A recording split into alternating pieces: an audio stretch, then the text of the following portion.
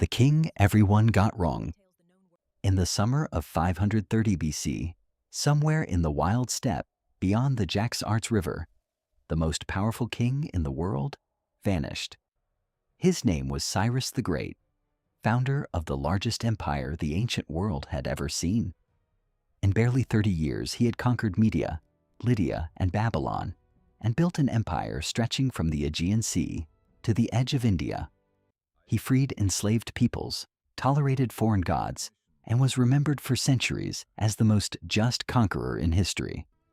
But ask how Cyrus the Great actually died, and ancient history itself falls apart into contradictions. One Greek historian says a warrior queen cut off his head and dropped it in a sack of blood. Another says he died quietly of a fever, giving a peaceful farewell speech to his son. A third says a soldier's spear caught him under the thigh, and he lingered 3 agonizing days. 3 different endings from 3 different ancient writers for the same man on the same battlefield. So, which one is true? And why does it matter 25 centuries later? To understand how Cyrus died, we first need to understand how far he had to fall from, because his rise was just as improbable as his ending. According to legend, Cyrus was never even supposed to survive childhood. His own grandfather ordered him killed as a baby, certain the boy would one day overthrow him. That grandfather was Astyages, king of the Medes, ruler of one of the most powerful kingdoms in the ancient Near East. This is the full story: the prophecy, the rise, the empire, and the 3 conflicting endings historians still argue about today. We'll walk through what Herodotus wrote, what Ctesias wrote, and what Xenophon wrote, and then ask what modern historians actually believe happened.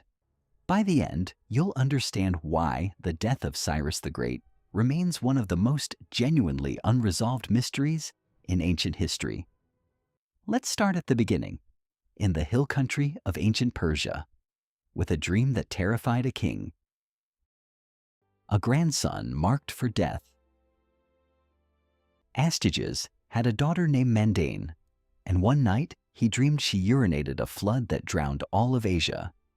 His priests told him it meant her child would grow to rule everything her father ruled. Astyages married Mandane off to a minor Persian noble named Cambyses, hoping to weaken the bloodline. But a second dream came. A vine grew from her womb and spread its branches across the whole continent. Terrified, Astyages summoned his trusted general, Harpagus, and gave him a chilling order. Take the newborn child and make certain it never lives to grow up. Harpagus could not bring himself to kill a royal infant, so he passed the task to a herdsman instead. That herdsman had just lost his own newborn son, and his wife begged him to swap the 2 children. The herdsman's dead infant was dressed in royal cloth and shown to Harpagus as proof of the murder. The real child, the future Cyrus, grew up secretly as a herdsman's son in the Persian hill country. By age 10, something about him already set him apart from the other village boys. During a game of king, the boy ordered a nobleman's son to be whipped for disobedience, an act no herdsman's child should dare. Word reached Astyages, who summoned the boy and immediately recognized his own grandson's face. Astyages spared the boy's life this time, but he never forgave Harpagus for his disobedience. What Astyages did next to punish Harpagus was so horrifying, ancient historians still debate whether to believe it. According to Herodotus, the king prepared a special banquet, and Harpagus had no idea what was on the menu. The Banquet of Revenge. At the feast, Harpagus was served a rich meal and ate his fill, unaware of its true nature. Afterward, servants brought him a covered platter and lifted the lid. Inside, Herodotus claims, were the remains of his own son. Astyages had fed him the rest at the banquet. Herodotus records that Harpagus somehow kept his composure and said only that whatever the king wished was well done. Modern historians treat this story with real skepticism. It may be a piece of political legend rather than literal fact. But whether literal or symbolic, the message was clear. Harpagus now had every reason to want Astyages destroyed.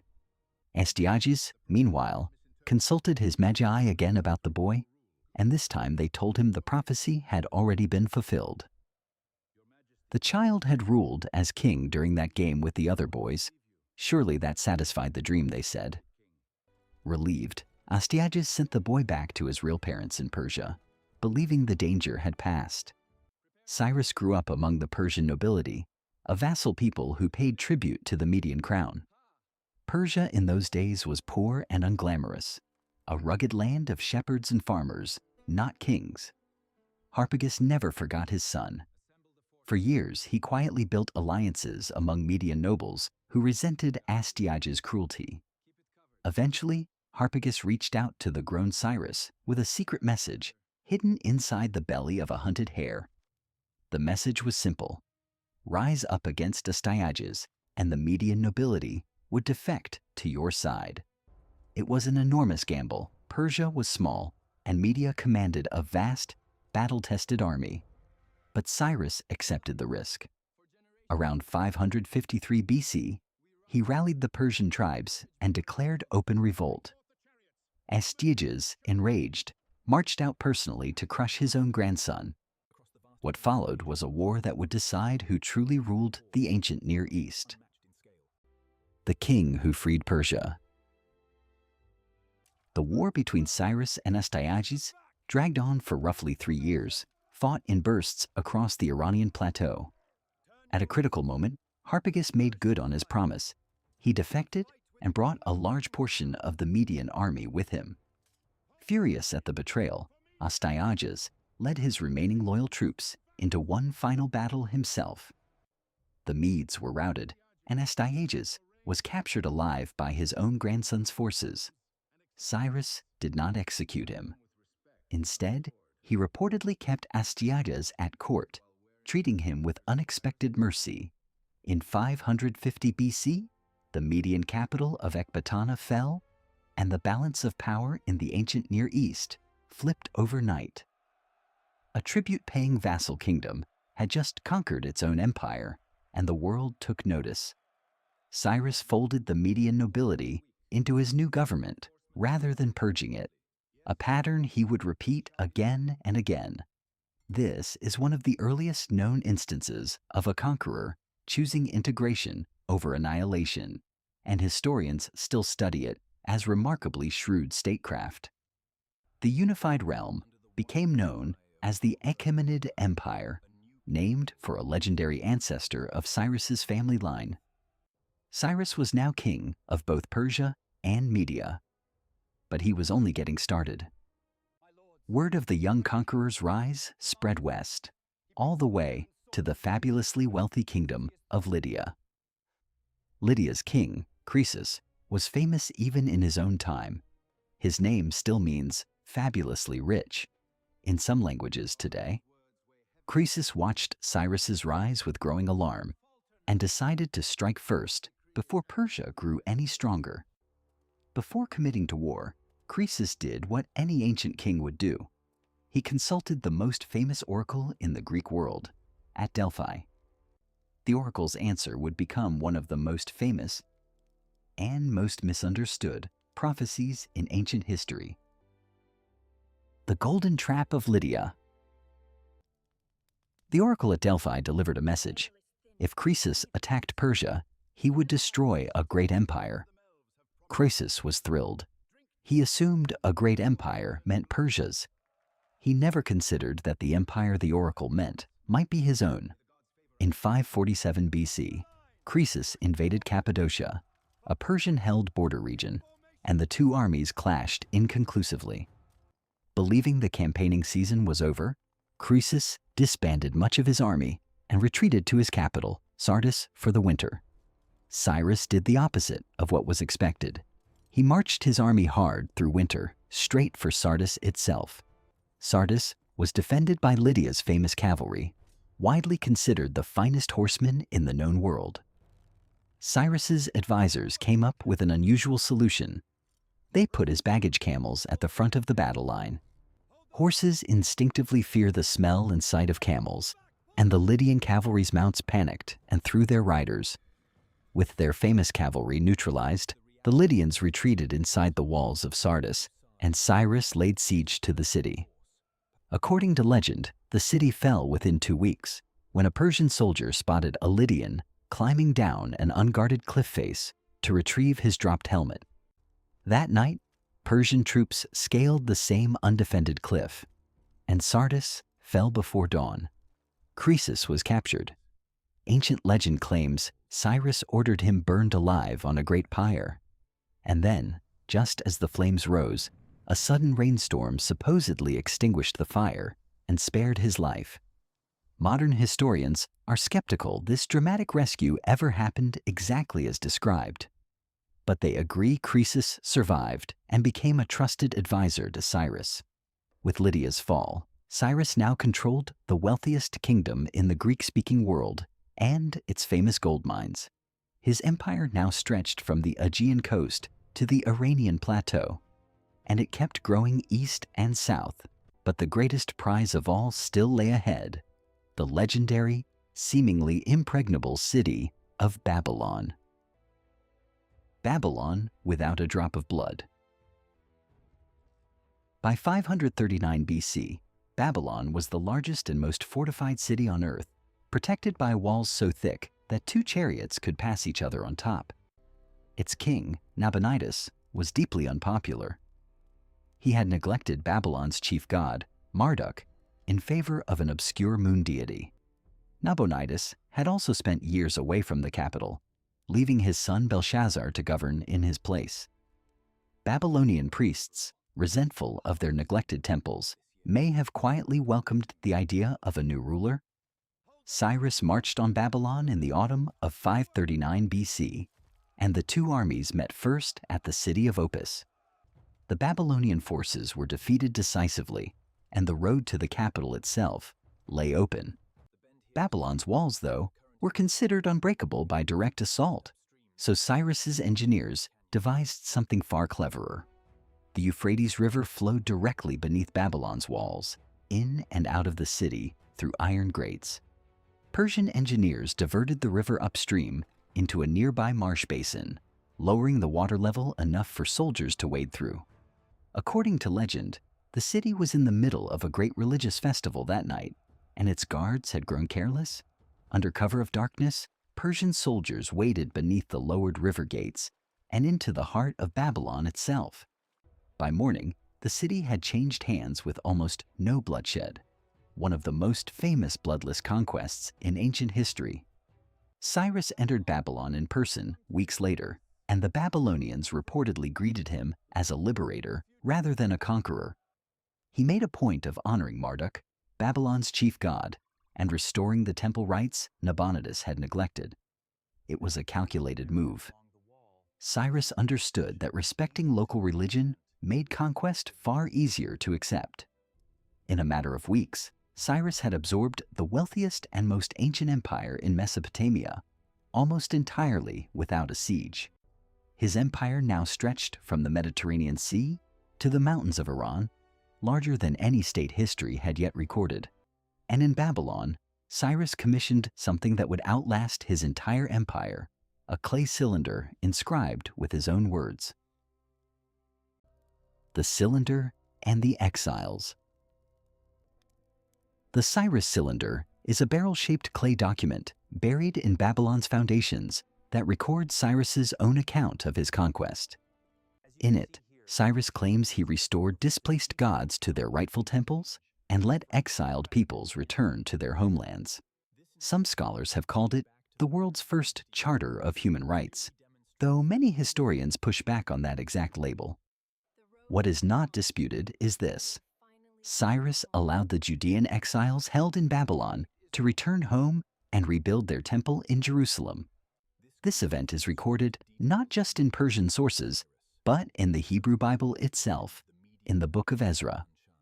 For a people who had lived in captivity for decades, it was an almost unimaginable reversal of fortune. Cyrus reportedly even funded the rebuilding of their temple from the royal treasury and returned sacred vessels taken by earlier Babylonian kings. This policy of religious tolerance was not limited to one people. It became the defining pattern of his entire reign. Egyptians, Babylonians, Lydians, and Jews alike were allowed to keep their own gods, laws, and customs under Persian rule. This was a radical departure from how earlier empires like Assyria had ruled, often through deportation and brutal suppression. Cyrus seemed to understand something many conquerors before him had missed, that loyalty is cheaper to buy than to force. Centuries later, this reputation reached the founders of the modern United States, some of whom studied Cyrus as a model of enlightened rule. Thomas Jefferson reportedly owned 2 copies of Xenophon's account of Cyrus's life and reign. The Cyrus cylinder itself has traveled the modern world too, displayed at the United Nations as a symbol of tolerance. But back in the 6th century BC, Cyrus wasn't finished conquering. His empire was about to become almost impossibly large. Ruling a realm this vast required an entirely new kind of government, one built from scratch. Empire of every tongue. At its height, the Achaemenid Empire stretched roughly 3,000 miles from the Aegean Sea to the Indus River Valley. It held together dozens of different peoples, languages, and religions under a single crown, an unprecedented scale of governance. Cyrus divided the empire into provinces called satrapies, each governed by an appointed official called a satrap.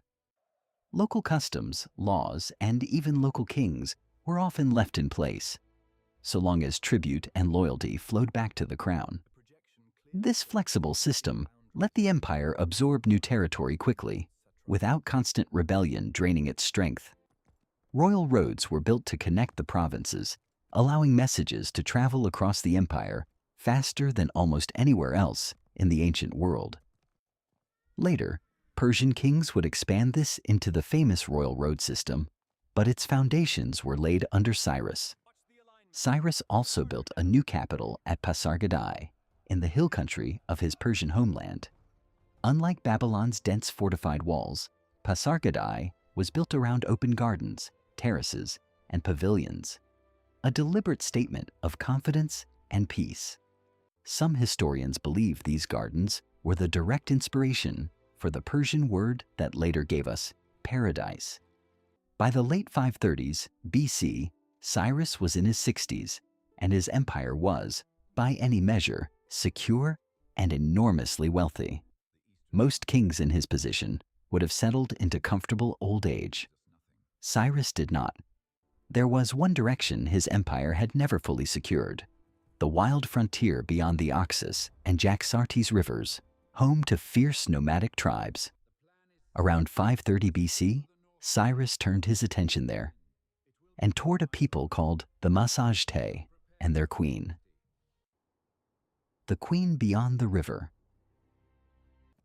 Beyond the Jaxartes River lived the Pasargadae, a fierce confederation of nomadic horse warriors related to the Scythians. According to Herodotus, they were ruled by a formidable widowed queen named Tomyris. Tomyris had taken the throne after her husband's death and led her people with the same authority any king would command. Cyrus, according to legend, first tried diplomacy. He proposed marriage, hoping to absorb the Pasargadae kingdom peacefully, the way he had absorbed others. Tomyris saw through the offer immediately. She understood it was a bid for her kingdom, not her hand. She refused, and Cyrus's mask of diplomacy dropped. He began preparing an invasion instead. His advisor Croesus, the former Lydian king, reportedly urged caution. Croesus knew firsthand what it felt like to underestimate an enemy. Cyrus pressed forward anyway and ordered his army to build boats and pontoon bridges to cross the Jaxartes River. Before the crossing began, Tomyris sent Cyrus a blunt message: "Rule your own people in peace, and let me rule mine." She warned him that if he insisted on war, she would give him more blood than he could ever wish to drink. It was, in hindsight, an eerie foreshadowing of what some ancient writers claim happened next. Cyrus's council debated the crossing. Should they wait for the Pasargadae to cross the river toward them, or advance first? According to Herodotus, Croesus advised a bold and deceptive plan, one that would exploit the Pasargadae's unfamiliarity with wine. The Pasargadae, steppe nomads who mostly drank fermented mare's milk, had little experience with strong Persian wine. Cyrus's forces crossed the river, advanced a short distance, and then deliberately left behind a camp stocked with food, animals, and wine before retreating. It was bait, and the Pasargadae vanguard, led by Tomyris's own son, was riding straight toward it. The trap of wine. Spargapises, Tomyris's son and the commander of the Pasargadae army, found the abandoned Persian camp exactly as Cyrus intended. His warriors, unfamiliar with wine's strength, drank freely and celebrated what looked like an easy victory. As the night wore on, the camp grew louder, and the warriors' discipline slipped further with every cup. By the time most of them had fallen into a heavy drunken sleep, Cyrus's real army was already moving back toward the camp in the dark. The Persians struck before dawn, catching the intoxicated Pasargadae warriors almost entirely unprepared. Many Pasargadae warriors were killed or captured in the ambush, including their commander, Spargapises himself. When Spargapises sobered up and realized what had happened and that he was now a captive, his humiliation was total. According to Herodotus, Spargapises begged Cyrus to release his bonds, and Cyrus, perhaps underestimating him, agreed. The moment his hands were free, Spargapises took his own life, rather than live with the shame of capture. When word reached Tomyris of her son's death, ancient writers describe a grief that turned instantly into cold, focused fury. She sent Cyrus a final message: "Return my son's body, or face the full might of the Pasargadae in open battle." Cyrus refused to be intimidated, and Tomyris began gathering every warrior her nation could field for one final confrontation. This next battle is the one every ancient source agrees actually happened. It is only what happened to Cyrus inside it that they disagree on. From this point forward, the historical trail splits into three completely different roads. The Greek historian Herodotus, writing perhaps a century later, gives us the most famous and most brutal version of what happened. Let's walk through Herodotus's ending first, exactly as he wrote it. Herodotus's ending: "Drink your fill of blood." Herodotus wrote his histories roughly a century after Cyrus's death, drawing on stories collected from Persian, Greek, and other sources across the Mediterranean world. In his account, the final battle between Cyrus and Tomyris was, in his own words, the fiercest ever fought between non-Greek nations. Herodotus describes both sides first exchanging volleys of arrows from a distance, before closing in for brutal hand-to-hand combat. The fighting, he writes, went on for a long time before either side gained a real advantage. Eventually, Herodotus says, the Pasargadae gained the upper hand, and the greater part of the Persian army was destroyed. Cyrus himself, according to this account, was among those killed in the fighting. After the battle, Tomyris searched the field of the dead for Cyrus's body, determined to make good on her earlier warning. When she found it, she ordered her warriors to fill a leather wineskin with the blood of the fallen. Herodotus writes that she then plunged Cyrus's severed head into the skin, saying, "You have destroyed me, but now I give you your fill of blood." It is one of the most quoted lines in all of Herodotus's histories. Vivid, cinematic, and almost too dramatic to be entirely factual. Even Herodotus himself was known to collect several competing versions of major events, and often noted which ones he found most or least believable. Notably, Herodotus mentions this was simply the account he found most credible among several he had heard about Cyrus's death. This detail is important. Even the ancient historian telling the bloodiest version admitted it was one option among many. So why has this version become the most famous? partly because it is unforgettable, a warrior queen defeating and beheading the greatest conqueror of the age. It also fits a recurring theme in Greek storytelling: hubris punished, the mighty humbled by someone they underestimated. But a striking detail works against this version. Tomyris, described so vividly here, is never mentioned by name in any other ancient source. Not Ctesias, who also wrote about Cyrus's death in detail, and not the Persian sources that survive from the empire itself. So if Tomyris and her wineskin might be legend, what does the second oldest surviving account actually say happened? Let's look at Ctesias's version next. Ctesias's ending: the wound under the thigh. Ctesias was a Greek physician who lived and worked at the Persian royal court itself decades after Cyrus's death. He claimed access to official Persian royal records, giving his account a very different flavor from Herodotus's dramatic storytelling. In Ctesias's version, Cyrus was not fighting the Pasargadae at all, but a related tribe called the Derbaces. The Derbaces, he writes, were aided by Indian allies, including a contingent of war elephants, a devastating weapon Persian troops had rarely faced.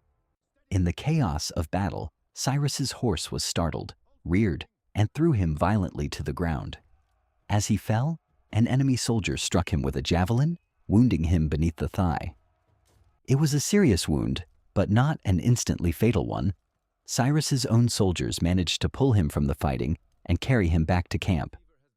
According to Ctesias, Cyrus lingered for 3 more days, conscious and lucid, as his conditions slowly worsened.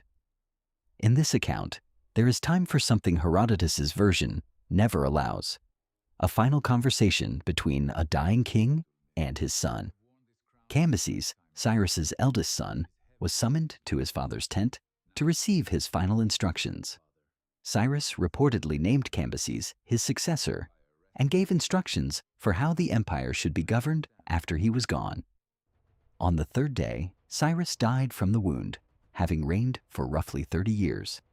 Ctesias records that Cambyses immediately sent his father's body home to Persia, entrusted to a court official named Bagapades.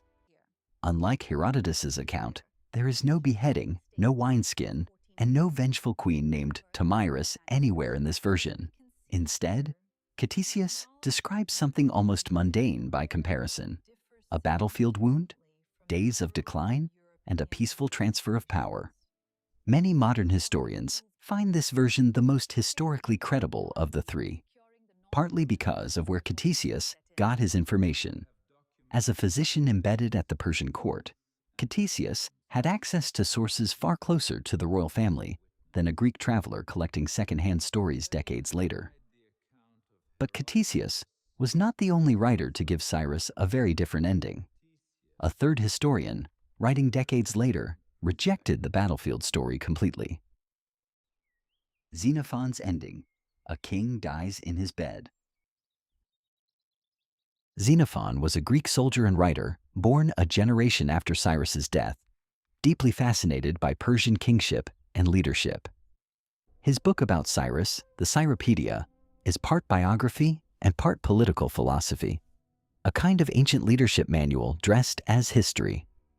In Xenophon's telling, Cyrus never dies on a foreign battlefield at all.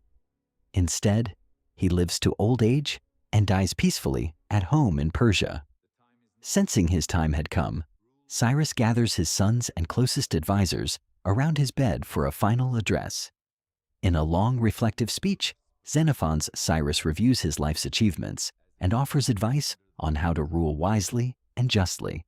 He famously tells Cambyses that a kingdom is not held together by a golden scepter, but by the loyalty of faithful friends.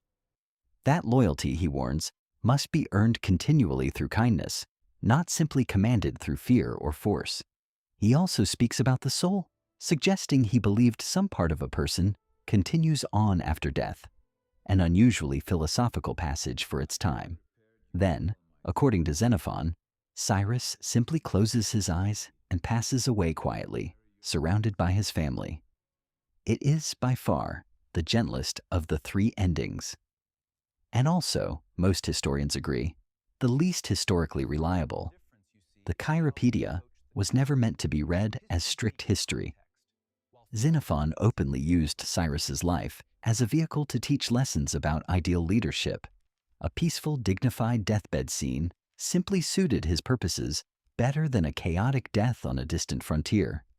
And yet, oddly, Xenophon's flattering account is the version that shaped how later Western readers saw Cyrus for centuries. Renaissance and Enlightenment writers, including Machiavelli and Jefferson, read Xenophon's Cyrus as a model of ideal, virtuous kingship. So we now have three endings: a beheading by a warrior queen, a slow death from a battlefield wound, and a peaceful farewell speech at home. To figure out which is closest to the truth, historians have turned to a source none of these three writers ever saw: Cyrus's own tomb. The tomb at Pasargadae. At Pasargadae, Cyrus built his own tomb years before he died. A simple, dignified stone structure, unlike anything built before it in Persia. It sits atop 6 broad stone steps, a small gabled chamber on top, deliberately modest compared to the tombs of later Persian kings. Ancient writers recorded an inscription once carved nearby, reportedly reading, "O man, I am Cyrus, who founded the empire of the Persians. Do not grudge me this monument." Whatever ending each historian gave him, all three agree on this much: Cyrus's body was eventually laid to rest inside this tomb. For nearly 2 centuries, Persian priests maintained the tomb, and a small honor guard was stationed there permanently. That changed in 330 BC, when a new conqueror arrived in Persia, Alexander the Great. Alexander had grown up admiring Cyrus, largely through reading Xenophon's flattering Cyropedia, and he made a point of visiting the tomb personally. What he found inside deeply disturbed him. The tomb had been broken into and ransacked. According to the historian Arrian, drawing on eyewitness accounts, the golden couch and coffin inside had been damaged, and Cyrus's remains disturbed from where they rested. Alexander was reportedly furious and ordered the tomb's guardians questioned and punished for failing their duty. He then ordered the tomb fully restored, entrusting the repair to one of his own officers, a historian named Aristobulus. Aristobulus returned Cyrus's remains to the coffin, replaced the lid, mended the couch, and resealed the chamber with stone and plaster. It is thanks largely to Aristobulus's own written account, preserved centuries later by Arrian, that we know these details at all. This episode matters enormously for our mystery, because it tells us something Herodotus's dramatic ending cannot. Cyrus's body was recognizably intact enough to be identified and relayed to rest. A severed head placed in a wineskin, as Herodotus describes, would have made this kind of respectful burial and later identification far less straightforward.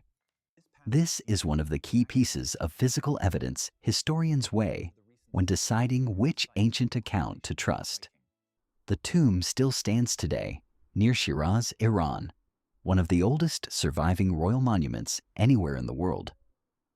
So, weighing the legends against the physical evidence, what do today's historians actually believe happened to Cyrus the Great? What historians believe today? Almost no serious historian today believes Xenophon's peaceful deathbed scene is literally true. It reads too much like a philosophical exercise, and it directly contradicts the near-universal agreement that Cyrus died on campaign, not at home. That leaves Herodotus and Ctesias, and here scholarly opinion genuinely divides, though a meaningful lean has emerged in recent decades. Herodotus's version endures because it is unforgettable, and because Herodotus himself remains an invaluable source for the broader shape of Cyrus's life. But its vivid, almost theatrical details and the total absence of Tomyris from any other surviving record make many historians treat it as dramatized rather than documentary. Ctesias's account, by contrast, is comparatively unglamorous. A fall from a horse, a javelin wound, 3 days of decline, a deathbed succession. That very lack of drama is part of why some scholars find it more credible. Legends tend to grow more dramatic over time, not less. Ctesias's access to Persian court records and the intact body evidence from the tomb at Pasargadae both point in the same direction. Most modern historians now believe Cyrus died from wounds suffered while campaigning against nomadic peoples on his empire's northeastern frontier, sometime around August 530 BC. Whether his opponents were specifically called the Pasargadae, as Herodotus claims, or the Derbaces, as Ctesias claims, remains genuinely unresolved. Some historians even suggest the two tribes may have been closely related, or that ancient writers simply used different names for overlapping groups. What almost certainly did not happen, most agree, is the dramatic beheading and the wineskin of blood, a detail modern scholars increasingly treat as literary flourish rather than fact. It's worth remembering that Herodotus himself never claimed certainty. He explicitly called it just the version he personally found most convincing. So the honest answer to how did Cyrus the Great really die is this: almost certainly in battle on his empire's eastern frontier from a wound, but the exact circumstances remain lost to us. That may feel unsatisfying, but it is also honest. And honesty about the limits of ancient evidence is exactly what real historical inquiry looks like. What is not in dispute is the empire Cyrus left behind, and just how far its influence would ultimately reach. Legacy of the first King of Kings. Cambyses inherited an empire of unprecedented size and within a few years extended it further still, conquering Egypt in 525 BC. The Achaemenid Empire Cyrus founded would go on to last for roughly 2 centuries, until Alexander the Great finally conquered it in the 330s BC. But Cyrus's influence outlived his empire by thousands of years in ways far harder to conquer or erase. His policy of religious and cultural tolerance became a lasting reference point, invoked by rulers and philosophers for centuries afterward. The return of the Judean exiles under his rule remains one of the most significant events in Jewish history, still referenced in religious tradition today. The Cyrus cylinder itself now sits in the British Museum, and a replica has been displayed at the United Nations headquarters in New York. Even the founders of the modern United States studied his example.